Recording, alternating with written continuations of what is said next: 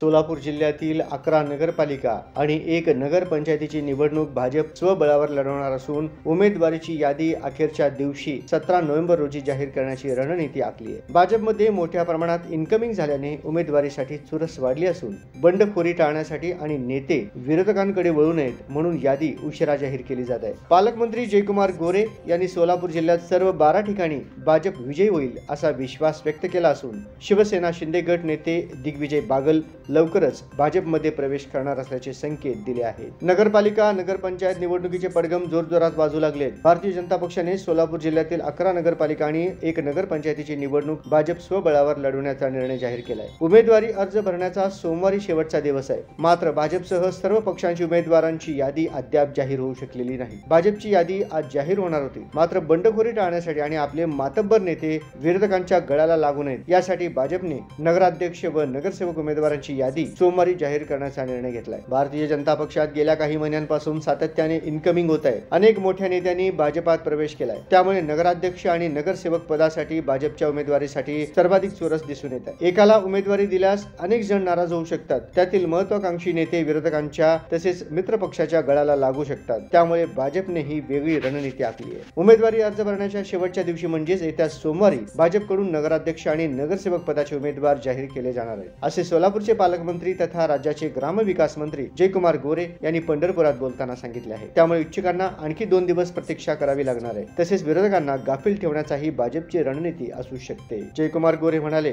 बिहारमध्ये नुकत्याच झालेल्या निवडणुकीत मुस्लिम समाजाने भाजपला मोठ्या प्रमाणावर मतदान केले आहे। महाराष्ट्रात देखील सर्व समाजाचे लोक भाजप सोबत आहेत, त्यामुळे आगामी निवडणुकीत सोलापूर जिल्ह्यातील 12 ठिकाणी भाजपचे कमळ फुलेल असा विश्वास त्यांनी व्यक्त केलाय।